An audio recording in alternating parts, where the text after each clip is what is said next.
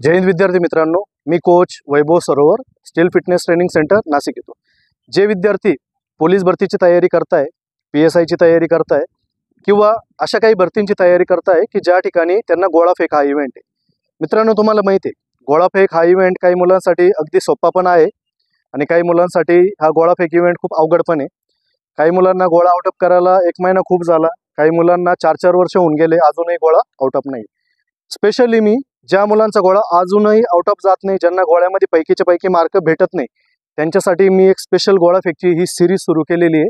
या सिरीजचा 5वा व्हिडिओ आहे। याच्या आधी जे 4 व्हिडिओ झालेले तर त्या व्हिडिओमध्ये आपण गोळाफेकची ग्रिप, गोळाफेकची जी काही स्टँडिंग स्टेप आहे, बेस आहे गोळाफेकचा, तो सगळा कव्हर केलेला आहे। जर तुम्ही बघितलेलं नसेल तर तुम्ही त्या व्हिडिओमध्ये जाऊन ते बेसिक कंप्लीट करून घ्या।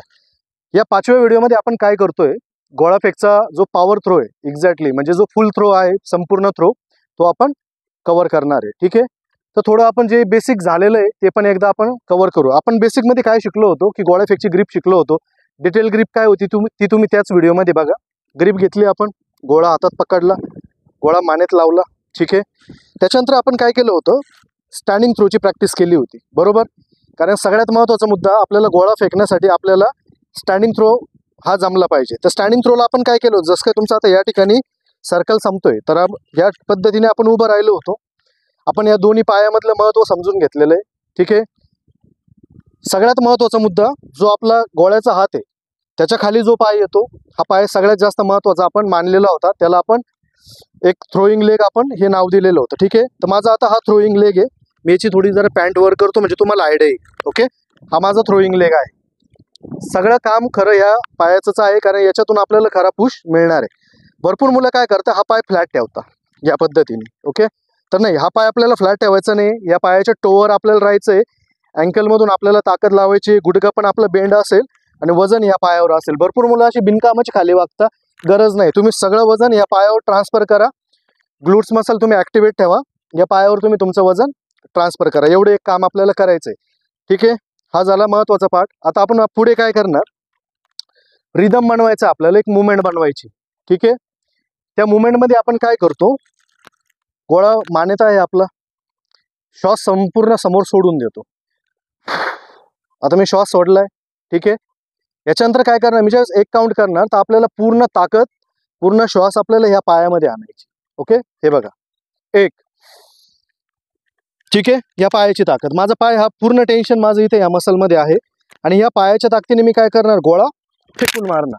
ठीक आहे, हा आपला स्टँडिंग थ्रो होता। पण या स्टँडिंग थ्रोला आपल्याला नंतर काय करायचं, पॉवर थ्रो मध्ये कन्वर्ट करायचं। जसं का आता सर्कल इतका मोठा, इथपर्यंत सर्कल आहे, तर हा सर्कल आपल्याला वापरायचा आहे ना। कारण होणार काय, मुलांना पॉवर थ्रोचं महत्त्व कळत नाही। भरपूर मुलं इथून स्टेप घेता, इथपर्यंत येतात आणि त्यांना हा जो स्पीड आहे, हा स्पीड त्यांना गोळ्यात कन्वर्ट करता येत नाही। तुम्ही नोटीस करा, एखादी ऑलरेडी समोर जाणारी वस्तू आहे आणि तिला तुम्ही धक्का थोडसा जरी दिला तर तुम्हाला एफर्ट कमी लावा लागते, ऑलरेडी का की ती वस्तू पुढे चालली। तर सेम गोळ्याचं तसंच आहे।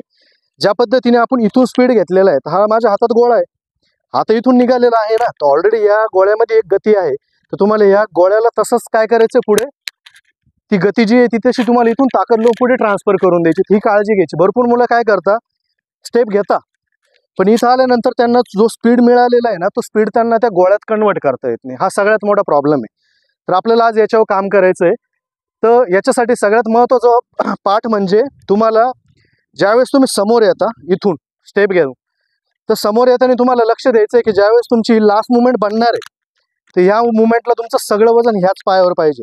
जर तुम्ही ऑलरेडी स्टेप घेतली आणि स्टेप घेऊन जर तुम्ही ह्या पायावर शिफ्ट झाले आणि मग तुम्ही गोळा फेकता, तुम्हाला या पायाची ताकद भेटणार नाही। का, या पायाची ताकद ऑलरेडी संपलेली आहे किंवा हा पाय आपला स्ट्रेट झालेला आहे। त्याच्यामुळे जे टेन्शन आपल्याला भेटणार होतं, जी स्प्रिंग आपल्याला भेटणार होती, ती संपलेली। त्यामुळे फक्त गोळा आपला जास्तीत जास्त हाताने जाणार आहे। थांबू नको, चला प्रॉपर वॉर्मअप करा सगळे। ठीक आहे, तर जरा ही गोष्ट आपण समजून घेऊ। तर आता स्पीड आपण घेणार आहे, तर स्पीडमध्ये आपल्याला काय करायचं, सेम ही जी स्टँडिंग टेक्निक आहे आपली, श्वास सोडला, श्वास खेचला आणि या पायावर टेन्शन दिलं, हे सुद्धा इथं वापरायचं आहे आपल्याला। ठीक आहे, काय करणार आता, लक्ष द्या, गोळा इथं आहे, गोळा सोडून द्या तात्पुरता। हे बघा, श्वास सोडला, श्वास घेतला, या पायावर टेन्शन आलं, डन। आता याच्यानंतर मला स्पीड घ्यायचं आहे। तर भरपूर मुलांना हा स्पीड घेता येत नाही। भरपूर मुलं स्पीड घेतलं असे सरळ होऊन जातं, ही चुकी नाही करायची. तुम्हाला लक्षात ठेवायचं की शेवटपर्यंत तुमचं वजन ह्या गोळ्याच्या पायावर पाहिजे, थ्रोईंग लेगवर, जो पाय आपला गोळ्याच्या हाताखाली आहे. ओके, तर आपण आता काय करणार, श्वास सोडला, श्वास घेतला, या पायाला टेन्शन दिलं तर आपण पुढे स्पीडमध्ये जाणार आहे. पण आपण गेल्यानंतर काय करायचं, पुन्हा ह्याच पायावर यायचं इथं. समजलं? अजून एकदा बघा, श्वास सोडला, श्वास घेतला, मसल टेन्शन इथं प्रॉपर बनवलंय, स्पीडमध्ये पुढे गेलो आणि ह्याच पायावर आलोय आपण पुन्हा. ओके, म्हणजे काय झालं की जी ऍक्टिव्ह मुवमेंट आहे, लास्ट शेवटची जी थ्रोईंग मुवमेंट आहे ती इथं बनली ना तुमची. तुम्हाला इथून गोळा फेकायला चान्स भेटलाय प्रॉपरली, का की तुम्हाला या पायाचं प्रॉपर स्ट्रेंथ भेटते. ओके, तर ही काय करायची, आपल्याला याची प्रॅक्टिस करायची. प्रॅक्टिस कशी करणार तुम्ही, लक्ष द्या. याला काय करायचंय, काही भागांमध्ये तोडायचं आहे आपल्याला. ठीक आहे, लक्ष द्या. श्वास सोडला, श्वास घेतला, पुढे आलो, डन, आणि थ्रो, डन. ओके, आता लक्ष द्या, आपण 1 2 3 मध्ये काउंट करू. तुम्ही तुमच्या प्रॅक्टिसमध्ये या गोष्टी ऍड करा. लक्ष द्या.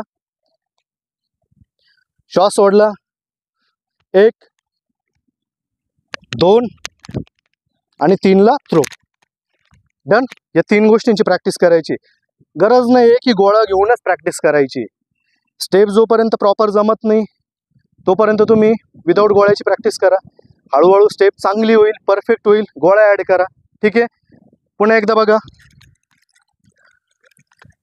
गोळा लावलाय. आता तुम्ही म्हणता सर मानेत गोळा कसा लावला, पकडता कसा आहे, तर ऑलरेडी आधीच्या व्हिडिओमध्ये या गोष्टी सांगितलेल्या आहेत. आता डायरेक्टली या व्हिडिओवर लक्ष द्या, स्टेप काय करतो ती एकदा बघून घ्या. ठीक आहे, श्वास सोडला. आता श्वास सोडण्यापाठीमागचं बी काय रहस्य आहे ते पण एकदा समजून घ्या. तुम्ही वेटलिफ्टर बघितलेले असेल, कोणताही वेटलिफ्टर ज्यावेळेस वजन घेतो आणि त्याला लास्ट मुमेंटला जर्क करायचा असतो, तो त्याच्या आधी काय करतो, श्वास घेतो. समजलं? ज्यावेळेस आपण श्वास घेतो आणि तो श्वास आपल्या आतमध्ये असतो तर आपल्याला काय होतं, ऑक्सिजन लेवल आपल्या बॉडीचा थोडा वाढून जातो आणि नंतर आपल्याला त्याच्यामुळे काय होतं की थोडी पॉवर आपल्याला जास्त भेटते. त्याच्यामुळे गोळा फेकायच्या आधी मोठा श्वास घ्यायचा आहे आणि तो श्वास आपल्याकडे गोळा फेकेपर्यंत आपण मध्ये धरून ठेवायचा आहे. फेकताना तुम्ही सोडायची गरज नाही, तो ऑलरेडी तो श्वास सुटून पण जाईल किंवा जे व्हायचं ते होईल. ठीक आहे, त्याच्यामुळे काय करायचं, सगळ्यात महत्त्वाचा मुद्दा, श्वास सोडला, 1 2, हां इथं होल्डिंग बघा. तुम्हाला ऍक्टिव्ह थ्रोमध्ये म्हणजे ज्यावेळेस तुम्ही गोळ्याची प्रॉपर प्रॅक्टिस करणार आहे इथं तुम्हाला थांबायची गरज नाही. हे फक्त मी तुम्हाला स्टेप वेगवेगळ्या भागांमध्ये तोडून सांगतोय म्हणून मी तुम्हाला इथे थांबून दाखवतोय. आणि 3, डन. आता एकदा तुम्हाला थांबून थांबून स्टेप दाखवतो मी आणि त्याच्यानंतर एक सरळ पूर्ण स्टेप दाखवतो. ठीक आहे, श्वास सोडला, 1 2, बघा माझं वजन अजून बी याच पायावर आहे, आणि 3, डन. ही थांबून थांबून दाखवली, पण आता ही ऍक्टिव्ह मुवमेंट दाखवतो मी तुम्हाला एकदम स्पीडमध्ये, सगळ्या 3 गोष्टी कंबाईन करून. ठीक आहे,